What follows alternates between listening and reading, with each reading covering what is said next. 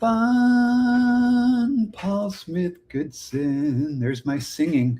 Good morning, Paul. How are you? I'm doing great. How about you? I am doing fantastic.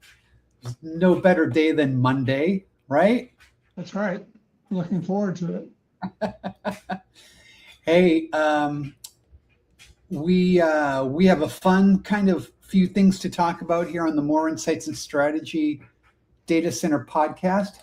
Before I get going, let's welcome everybody coming in from the US, North America, South America, Asia, Europe, Antarctica, wherever they're coming in from. Let's welcome everybody in. And we are here to talk all things data center related. And Greenland. Let's not forget Greenland. Can't forget Greenland. That's part of North America, though, right? Yeah. Technically, even though Denmark. Anyway, we won't go down that rat hole. But hey, before we get into what we're going to talk about, Paul, let me just throw out the disclaimer that whatever we talk about is not to be taken as financial advice. We're here to talk about technology, our opinions, our thoughts, and that is it. Nothing more, nothing less. So do not place bets on Kalshi or go into your retirement accounts and make huge life-altering bets based on what we're talking about here. Even though Paul is really smart. So anyway, I'll leave it at that. What's going on in your neck of the woods? You're here in Austin. You had a good weekend? Had a good weekend, yeah. Yeah? The weather's turning good. I like that. It's still a little cloudy, though, for my liking. I'm used to this time of the year being a little bit sunnier and a little bit warmer so I can swim outside, but, we're getting there. Yeah. So anyway, all right. Hey, we are talking AI bottlenecks, and we're going to talk about Google's next gen TPU or TPUs, the TPU 8. And I'm guessing you want to talk about bottlenecks. Is that true? I thought we'd talk about AI and where they're going to put this stuff and what's happening in that world, It's a good idea, yeah. I was going to tell you, remember, I think it was 2 weeks ago or a week ago, we talked about Oracle making a $16 billion investment down in Saline, Michigan. Remember that? Yep. What I didn't realize at the time was that was part of the Stargate initiative that we wrote about. You remember that? Yep. Yep. So that Stargate's coming right along. I mean, that's a big facility. They're putting $16 billion in it. So, and it's a gigawatt. So, you know what I like about that, Paul, is that little things like this kind of crop up, right? Yeah.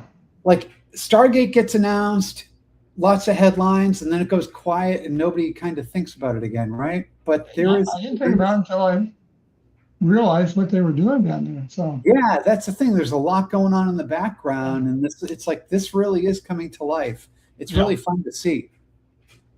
Yeah. And another thing, I was actually looking for what some of the bigger companies are doing with new data centers, but there wasn't any announced again. That was the same thing last week. So yeah, kind of surprised about that.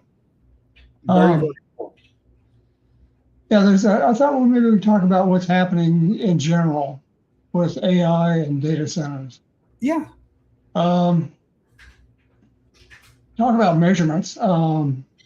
There's a power density is what it's all about now. It's not it used to be how many square feet you had in a data center. Yep. Now it's power density. How much is it going to cost you for a megawatt? That's the ratio that's important. Last year, it was running about a megawatt was running about $10 to $12 million, and this year it's double that. Mm-hmm. And I think the reason they're doubling it is because of the thermal loads that they've got and the next gen GPUs, and there's a lot of things going in that's causing it to increase so much. But doubling it from 10 to 12 to 20. I mean, that's a good chunk. Yeah.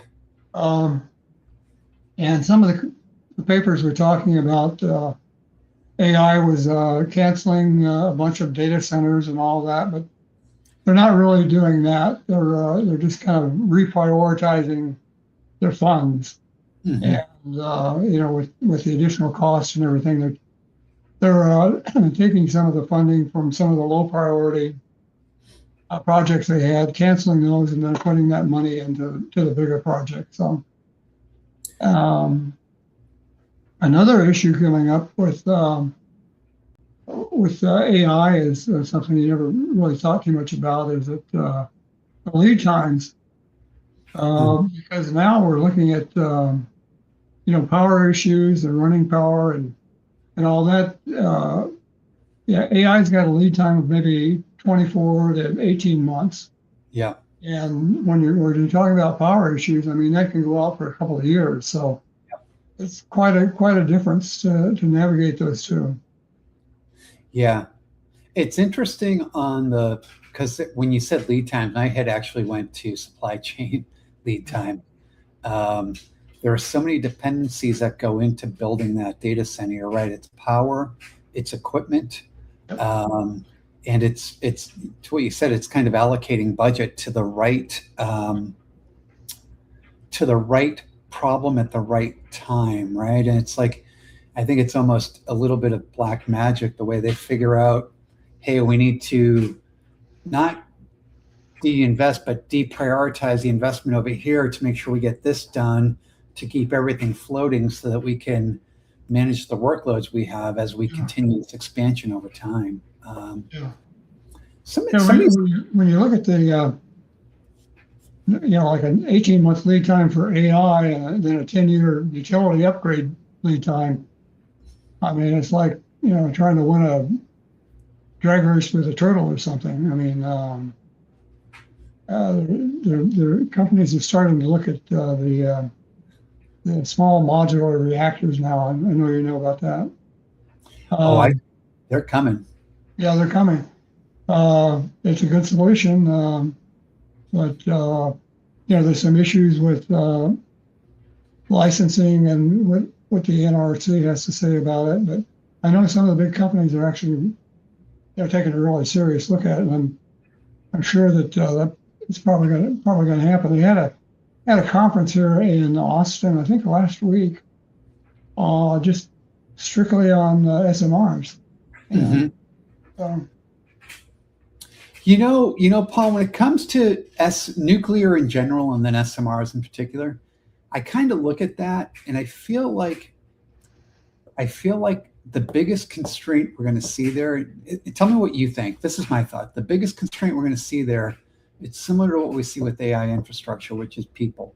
We had in the 70s and 80s, early 80s, mostly 70s, we had a fairly rich kind of nuclear power ecosystem where we were training, from a technology perspective, from a product perspective, and from a people perspective. We were training people and we're developing expertise in that industry. 3 Mile Island comes along, Chernobyl hits, kind of all these things hit, and everybody de-invests in all of these programs that were fairly rich in at the university level, kind of got. Yeah, you're right. But you don't have that rich talent pool that you used to have, which is going to be a challenge. That's actually an issue now. We used to have a shortage of coders. Mm-hmm. But now the problem is the labor shortage is like high voltage electric engineers. And they've got, there's some projects that are having problems with wage inflation because these guys are getting so much money now. So. Yep. Yeah, it's really interesting. I think the SMRs help a little bit in that they almost like appliance-size what a nuclear reactor is, right? But you still need those people. And it's going to be interesting. I know the military still invests a lot in nuclear training, so you'll have tech coming out of that field, but the deep engineering talent pool has to be rebuilt, it feels like. Yeah. The other issue too, talking about power and everything, the other issue is that it used to be, you had a hard time getting a GPU. I know I was trying to get one for my grandson, and we looked all over and finally found some kid that, I don't know where he got it, but he sold us a GPU that we needed. Now it's not, you can get a GPU now, but the problem is you can't buy a transformer. Right. So you can have a $2 billion project sitting there, and it's just sitting there idle, and because someone can't find the switchgear. So we've gone from magic sand shortage to heavy metal boxes. Yep.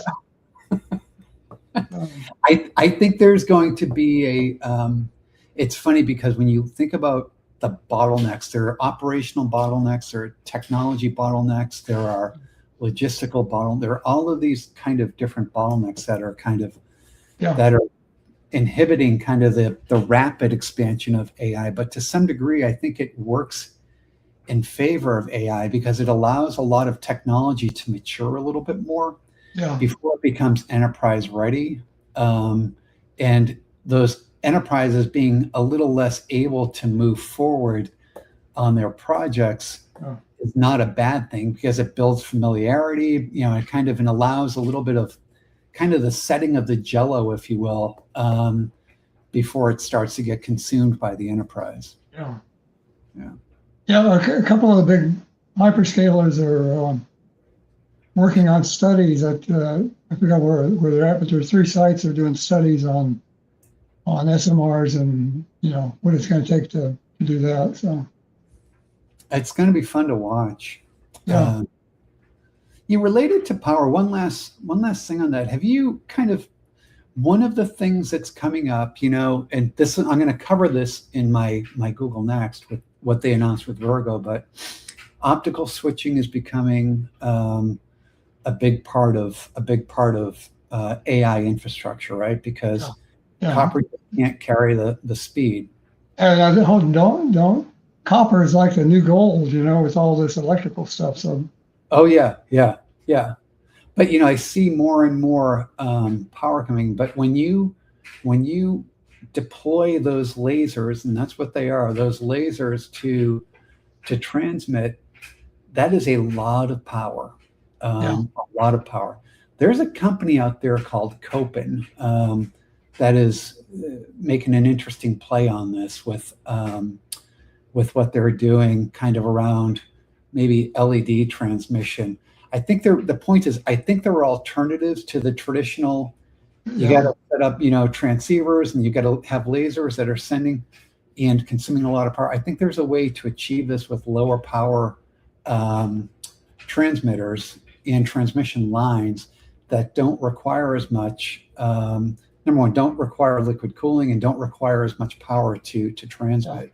That could have significant impact on what a power footprint looks like. So, be interesting to watch. Yeah, you're right. Yeah. Well, the AI is not going out of business. I know that. I mean, there's been a lot of stories, but it's just reshifting priorities. So. I keep hearing about bubbles, and I'm like, there are certainly bubbles within AI, like every transformational kind of technology. But AI itself is not a bubble. These data centers are not a bubble.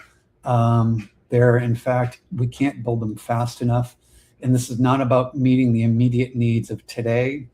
It's about meeting the rush that's going to come 5 years from now as AI is deployed at scale everywhere.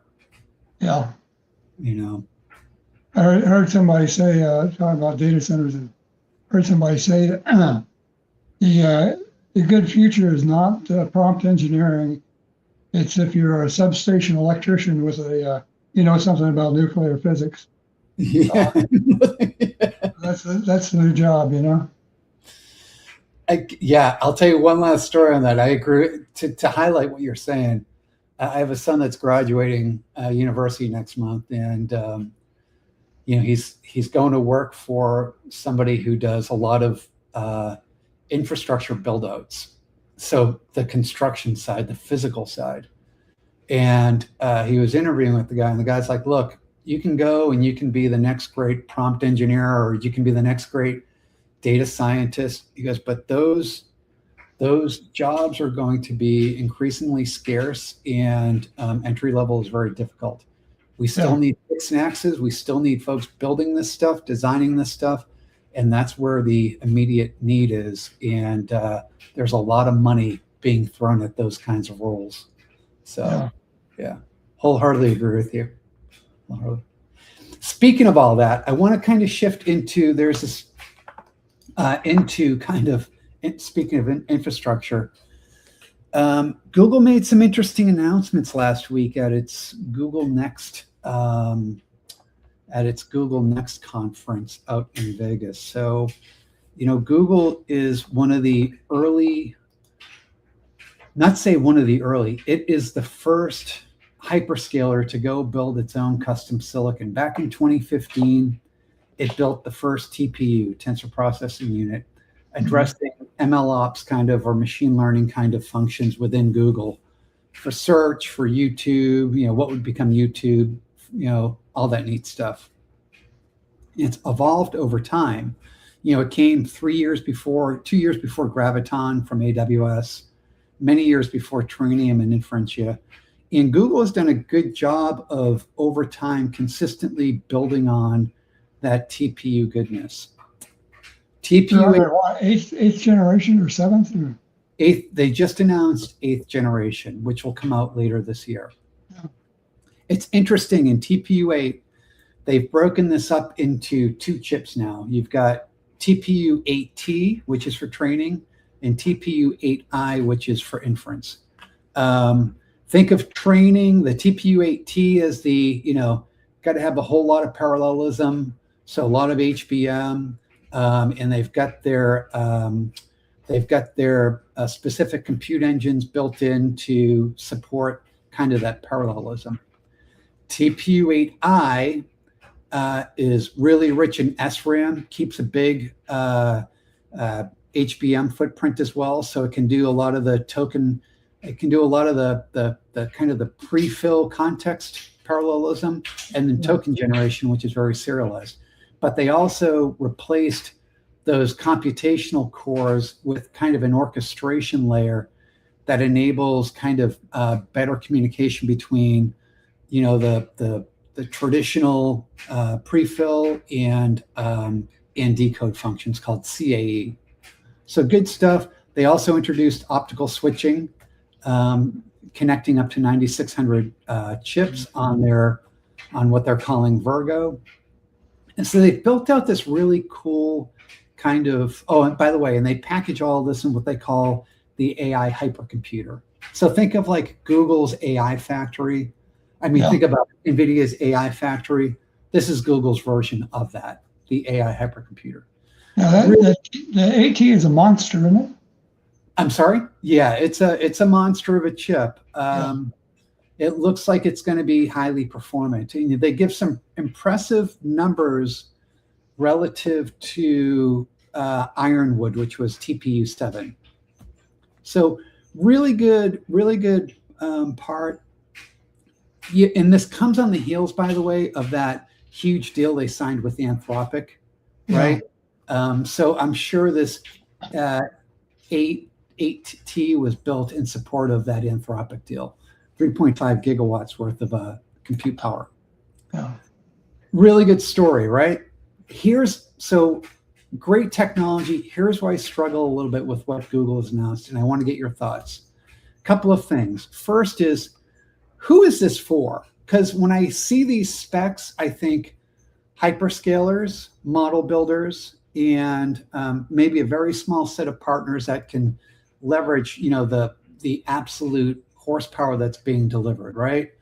They announced Salesforce as a customer, Major League Baseball as a customer, obviously Anthropic, and then some other hyperscale that have very specific needs around training and inference.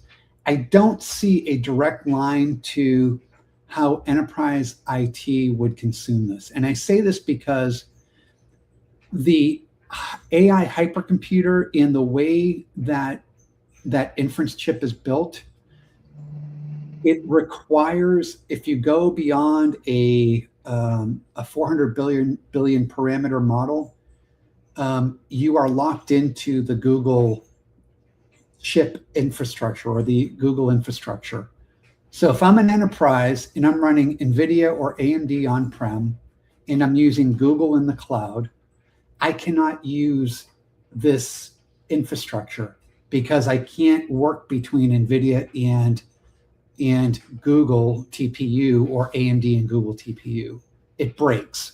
That's a big challenge. VLLM only gets you so far with this. That's the first. The second is I don't see the tie-in to from a software stack perspective for how enterprise is going to use this in a more heterogeneous fashion. So those are, it's the way I look at it. There's a lot going on that we don't know. I mean, we think we know what's going on with quantum and data centers and AI. mm-hmm. There's a lot going on behind the scenes that we don't know about. Mm-hmm. So the government knows what's around the corner, and I'm sure Google knows what's around the corner. And they may not just be building it for what they're saying they're building it to. Oh, sure. I just, if they're going to build it for a reason we don't know about, why not use it, in the enterprise market also, Yeah, just going to kind of what we were talking about the 5 years from now, AI is going to be deployed everywhere at scale, right? Every enterprise, every mid-market customer is going to want to deploy AI, some version of AI, right? And if I am thinking about how to build solutions, that's where my kind of horizon is looking, is that kind of 5-year mark. I'm saying 5 years, it could be 6 years, it could be 4 years, whatever, right? But that 5-year mark. And I want to invest in a platform today that is going to enable that end state tomorrow of hybrid AI, number one. Number two, I want to see numbers and comparisons that help me say I should choose Google over AWS or AWS over Google or NVIDIA in these environments over any of it or AMD. I want to be able to make those educated kind of guesses. And this is not a Google criticism. It's a criticism of all the vendors. And that is Google, AWS, NVIDIA does a better job, but Google, AWS, Azure increasingly, they all tell you about how great their AI stacks are in their environments compared to previous generations of their environments. They don't say this is how a Google stack compares to AWS or AWS compares to Google versus or Azure. I would love to see these cloud providers start being more enterprise friendly and help their customers make informed decisions. Not this trust us, we're giving you best information approach that they've been taking. And it feels like none of them are doing a good job of giving meaningful comparisons from a performance perspective, or more importantly, meaningful comparisons from a cost performance perspective. And it leaves enterprise organizations in the dark. So these companies that aren't Bank of America, JP Morgan Chase, ServiceNow, Salesforce, Major League Baseball, all of these, this next tier of enterprise customers, they can't move forward with cloud strategies because none of the cloud providers are helping them make those decisions. That's my rant, and I'll stop there. Yeah,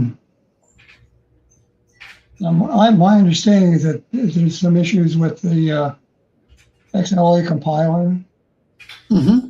Is that right? Yeah, it's the way. So typically, yes, it's I believe. I don't know that AWS has the same issue. I know with Google Cloud, there's a compiler issue, and but it goes beyond that as well. There's a stack called Jetstream, which their stack is specific to Google, and it's not mature enough to have been built into all of the open source tools for broad consumption. So there's limited support. I have no doubt they're going to get there, but they're not there now, and they're not helping enterprise organizations better understand that. Yeah. Yeah. But the compiler issue is a real issue. Yes. Yeah. So, yeah. Anyway, that's my rant. By the way, it is great technology. The architecture is fantastic. I just want to see them kind of start shaping this more for where the market is going, and not just a few large model providers or really large companies that have very unique requirements. Yeah. What do you think about splitting that workflow into AT and 8I? I think that's good. It's an interesting play, though. I like what they're doing, and I look at that 8T as being capable of doing. You have two different optimization paths. You do. What's interesting about that is AWS has kind of gone the other way. AWS early on went down this 2-chip strategy, and they've over the last year or so, they've really invested heavily into Trainium as both a training and inference chip. Mm-hmm. And they've kind of left me believing that Inferentia is kind of like it's kind of in support mode, but they're not going to really be innovating as much around that anymore. But Trainium is the single chip to do everything. Google went the exact opposite route of kind of going down this, fully optimizing. And the compute cores they put in for training, there is real value they're delivering on the training side for that. So I definitely see why they did that. And they kept it very... You used to be able to say a TPU is a TPU. You can't do that now with Google anyway. Right, yeah, right. That TPU is not actually a TPU based on the compute cores they've dropped onto 8T. It's really cool, and I like what they've done. What I really like what they've done is they've kept a vast majority of that architecture shared between I and T, and that CAE versus the cores swap out looks like the major in the SRAM edition. Looks like the big difference between the two, which I think is smart because it's easier for them to maintain, but it adds a lot of value into the value chain, if you will. Anyway, yeah, good stuff. All right, hey, listen, we're coming up on the end here. What do you got going on over the next couple of weeks here before we talk again? I've got some big projects I'm working on, and it's kind of like head down for the next 2 weeks. So excellent. Well, I'm going to be heading up to Boston with our president Aaron Zare over the next couple of weeks during IBM Think. I'll be meeting with them and a bunch of customers, and then the season starts. We're going to be going to a different conference every week, it seems. So it's going to be fun. Yeah. So anyway, well, hey, it's been fun. It's been fun. I can't wait to do it again. Yeah. In a couple of weeks. We'll be talking more quantum and AI and data center stuff. Until then, please be sure to like and subscribe to us. And if you don't like, we don't care. Still like and subscribe because we want those numbers. But really, thanks for listening in, and can't wait for the next round. Thanks, Paul. Thank you.